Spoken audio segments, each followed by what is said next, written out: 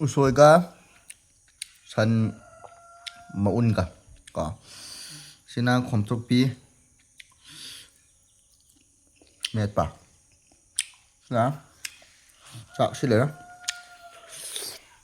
som su lege ayuk mathel si de hau dau mala petang try tau biang si mem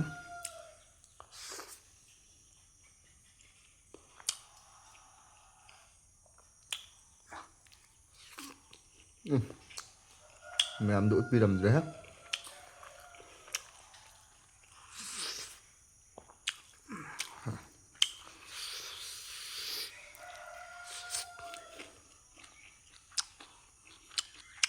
usoiga cái nó san maun mẹ bật mồ khá đi qua lại qua sát đây mồ khá nằm đẹp xin nó không chọc đi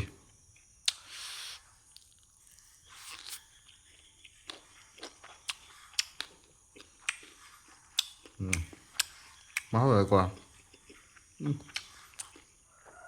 nhân sa đâu sụp thì nhân sa rồi hết học sang tôm phở này xin nào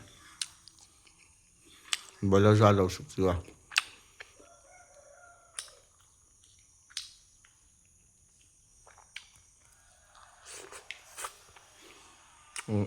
mà rọt xí lại đó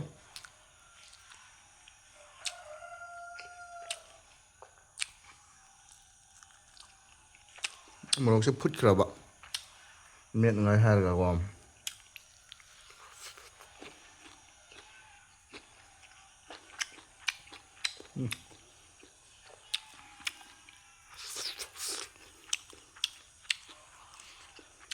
hả ngarang di kia hau tập này bạn mesti jam hả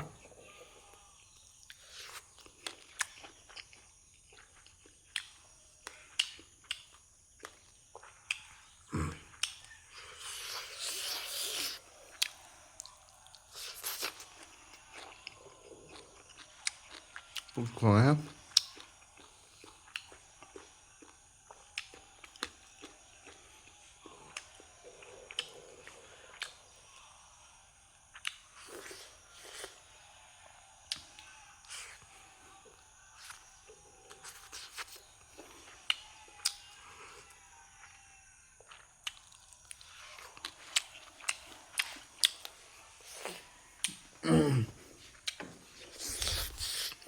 mà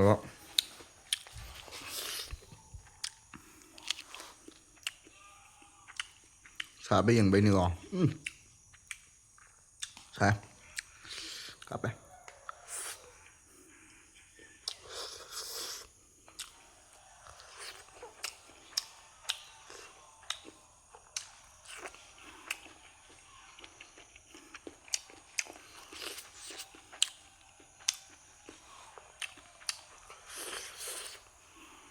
đó em số gì xoay một tầm rồi bên này một tầm bị sang xa và phải hai bên này rồi đó xoay một tầm mushroom một tầm này rồi được thái này kì có cái bụi ba hai phải mỗi này kém sinh với cái gì mà mushroom sẽ bồi chân nhau đẹp mỗi nè thằng bị đâm tên là sao nè bà ôi nó môi thì luôn tên nào cắm ban thì làm cái này nó chỉ sao bây giờ để hai nè khăn bộ nè bà mình sụp ra mà đi qua mushroom sao bây giờ scenery bà qua mỗi cái một quan thì ra cái này xí mushroom sẽ mỗi chỗ hành thì sao bây giờ để được không sao bây giờ được không là mỗi bạn mỗi nó thì đặc biệt đó xí vào mẹ mà xíu làm cái này tầm xíu quỷ nó sang làm cái này khẩn này không đâu vậy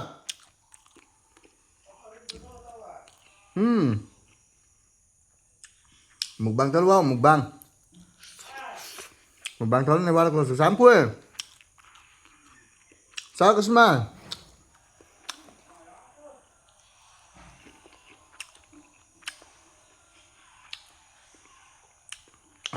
무슨 싸비야 이거 그러니까 아시 그 우소이고 무슨 가만히 싸비야 우소이보지 좀 ꯍꯣꯏ ꯃꯤꯅ ꯄꯨꯡꯆꯥ ꯆꯥꯅꯩ ꯍꯥꯟꯅꯁꯨ ꯁꯟꯒꯨꯝꯕꯁꯨ ꯆꯥꯕꯅꯤꯅ ꯃꯤꯁꯨ ꯆꯥꯕ ꯌꯥꯏꯅ ꯑꯗꯨꯝ ꯈꯜꯂꯦꯕꯀꯣ ꯑꯗꯨꯕꯨ ꯃꯁꯔꯨꯝ ꯍꯥꯏꯕꯁꯤꯗꯤ ꯈꯪꯕ ꯉꯝꯗꯦꯗꯅ ꯖꯪꯒꯜꯗ ꯍꯧꯕꯅꯤꯅ ꯍꯥꯏꯅ ꯊꯑꯣꯏꯅ ꯑꯩꯈꯣꯏꯅ ꯊꯥꯕ ꯌꯥꯗꯕ ꯄꯣꯠꯅꯤꯅ ꯑꯗꯨꯝ ꯁꯨꯝ ꯃꯁꯔꯨꯝ ꯊꯤꯕꯗ ꯍꯥꯏꯕꯗꯤ ꯆꯥꯕ ꯌꯥꯏ ꯍꯥꯏꯅ ꯊꯤꯔꯛꯄꯗ ꯁꯤꯕ ꯀꯌꯥ ꯑꯃꯁꯨ ꯌꯥꯎꯔꯝꯒꯅꯤ ꯍꯥꯟꯅꯒꯤ ꯏꯄꯨ ꯏꯄꯥꯁꯤꯡꯗꯣ ꯑꯗꯣ ꯁꯥꯏꯟꯁꯁꯨ ꯀꯩꯁꯨ ꯍꯩꯕ ꯅꯠꯇꯦꯕ ꯊꯥꯏꯅ ꯃꯇꯝꯗꯤ ꯃꯥꯒꯤ ꯃꯁꯔꯨꯝꯁꯤꯗ ꯀꯔꯤ ꯀꯔꯤ ꯑꯦꯁꯤꯠ ꯌꯥꯎꯏ ꯀꯔꯤ ꯀꯔꯤ ꯄꯦꯔꯤꯁꯥꯏꯠ ꯌꯥꯎꯏ ꯑꯩꯈꯣꯏ ꯎꯕ ꯉꯝꯗꯦꯕ ꯑꯗꯨꯕꯨ ꯊꯥꯏꯅꯒꯤ ꯏꯄꯨ ꯏꯄꯥꯁꯤꯡꯅ ꯈꯪꯔꯝꯃꯦ ꯁꯥꯏꯟꯁꯀꯤ ꯇꯦꯛꯅꯣꯂꯣꯖꯤ ꯌꯥꯎꯗ꯭ꯔꯁꯨ ꯊꯕꯛꯇꯣ ꯑꯗꯨꯝ ꯇꯧꯕ ꯉꯝꯈꯤꯕꯀꯣ ꯑꯗꯨꯝ ꯃꯌꯥꯝꯅ ꯆꯥꯅꯔꯤꯁꯦ ꯊꯥꯏꯅ ꯄꯨꯊꯣꯛꯔꯝꯕ ꯉꯥꯛꯇꯅꯦꯕ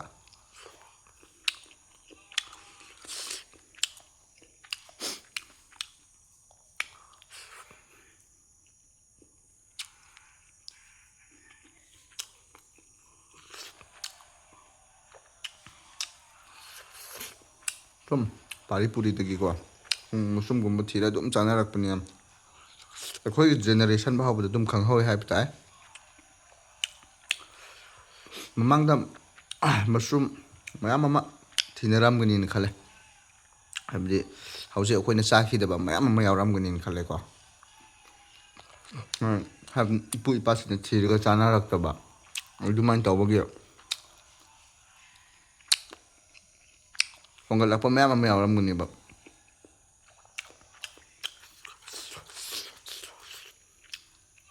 ꯑꯩꯈꯣꯏꯁꯨ ꯌꯥꯝ ꯆꯥꯗ꯭ꯔꯦ ꯆꯥꯕ ꯌꯥꯏ ꯈꯪꯅ ꯈꯪꯅ ꯆꯥꯗꯕ ꯃꯌꯥꯝ ꯑꯃꯁꯨ ꯌꯥꯎꯔꯦꯕꯀꯣ ꯀꯃꯥꯏꯅ ꯊꯣꯡꯒꯅꯤ ꯀꯃꯥꯏꯅ ꯊꯥꯛꯀꯅꯤꯗꯣ ꯍꯥꯏꯔꯛꯇ꯭ꯔꯕꯅꯤꯅ ꯌꯥꯝ ꯋꯥꯔꯦꯕ ꯑꯁꯤ ꯈꯣꯝꯊꯣꯛꯄꯤꯗꯨꯗꯤ ꯃꯌꯥꯝꯅ ꯑꯗꯨꯝ ꯆꯥꯅꯩ ꯁꯤꯕꯨꯗꯤ ꯑꯩꯈꯣꯏꯁꯨ ꯆꯥꯏꯀꯣ ꯑꯗꯨꯕꯨ ꯃꯈꯜ ꯃꯈꯜ ꯈꯔ ꯂꯩ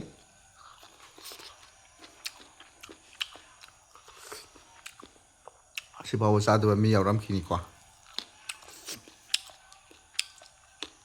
ꯈꯪꯗꯕ ꯍꯥꯏꯇꯥꯔꯦ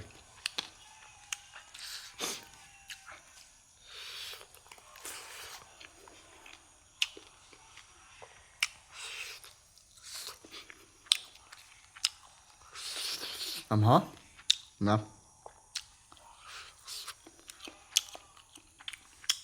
ꯚꯤꯗꯤꯑꯣ ꯊꯥꯒꯠꯂꯝꯕ ꯀꯨꯏꯔꯦꯕ ꯑꯗꯨꯝ ꯁꯨꯝ ꯆꯥꯛ ꯆꯥꯕ ꯑꯣꯏꯅ ꯚꯤꯗꯤꯑꯣ ꯃꯆꯦꯠ ꯑꯃ ꯊꯥꯒꯠꯀꯦ ꯍꯥꯏꯕꯅꯦ ꯆꯥꯛꯄꯨꯗꯤ ꯎꯠꯂꯔꯣꯏꯒꯦ ꯋꯥꯔꯤ ꯋꯥꯇꯥꯏꯗꯣ ꯉꯥꯏꯍꯥꯛ ꯃꯌꯥꯝꯒ ꯁꯥꯅꯤꯡꯕꯩꯀꯣ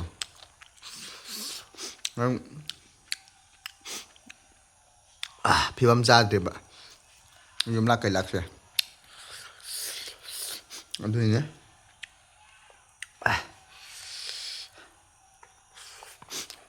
ꯃꯣꯔꯣꯛꯁꯨ ꯁꯥꯏ ꯌꯦꯔꯨꯝ ꯑꯉꯧꯕ ꯑꯃ ꯌꯥꯎꯔꯗꯤ ꯍꯥꯎꯔꯅꯤ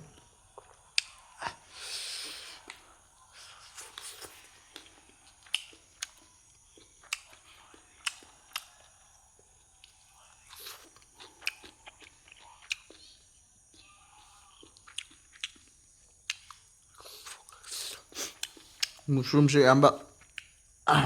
ꯃꯤ ꯑꯌꯥꯝꯕ ꯈꯪꯅꯔꯝꯕꯅꯤ ꯈꯜꯂꯦꯀꯣ ꯈꯣꯝꯊꯣꯛꯄꯤꯒꯨꯝꯕꯅ ꯉꯧꯕ ꯃꯦꯠꯄ ꯀꯃꯥꯏꯅ ꯀꯪꯍꯜꯂ ꯊꯝꯕ ꯀꯣ ꯈꯪꯅꯔꯝꯃꯅꯤ ꯈꯜꯂꯦ ꯑꯗꯨ ꯑꯩ ꯚꯤꯗꯤꯑꯣ ꯁꯦꯝꯖꯔꯛꯇ꯭ꯔꯕꯅꯤ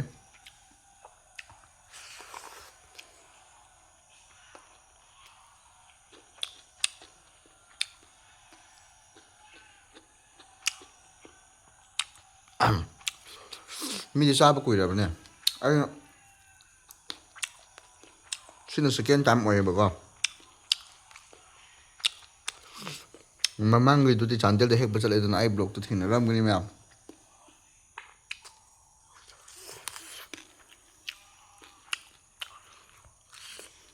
ꯑꯗꯨꯅꯦ ꯑꯗꯣ ꯆꯥꯟꯗꯦꯜꯒꯤ ꯃꯁꯔꯨꯝꯒ ꯑꯩꯈꯣꯏꯒꯤ ꯌꯦꯡꯅ ꯑꯩꯈꯣꯏꯅ ꯍꯥꯎꯋꯦꯕ ꯁꯤꯗ ꯍꯥꯏꯖꯤꯟꯅꯕ ꯅꯠꯇꯦꯀꯣ ꯁꯤ ꯑꯁꯦꯡꯕꯅꯦ ꯑꯁꯦꯡꯕ ꯋꯥꯅꯤ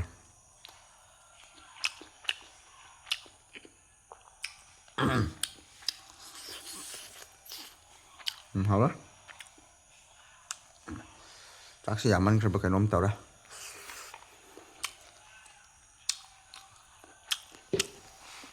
ꯌꯥꯔꯦ 10 minutes ꯆꯥꯔꯗꯤ ꯃꯌꯥꯝ ꯕ꯭ꯂꯣꯒꯁꯦ ꯂꯣꯏꯁꯤꯟꯅꯕ ꯌꯥꯅꯕꯒꯤ ꯌꯥꯊꯪ ꯅꯤꯖꯔꯒꯦ ꯃꯦꯝ ꯌꯥꯝ ꯀꯨꯏꯔꯁꯨ ꯌꯦꯡꯅꯤꯡꯗꯦꯕ ꯃꯤꯅ ꯑꯗꯨꯅ see you in next video ꯆꯥꯛ ꯆꯥꯕ ꯂꯣꯏꯈꯤꯒꯦ ꯃꯦꯝ ꯇꯨꯡꯗ ꯑꯃꯨꯛ ꯊꯦꯡꯅꯁꯤꯀꯣ ꯕꯥꯏ ꯕꯥꯏ ꯃꯦꯝ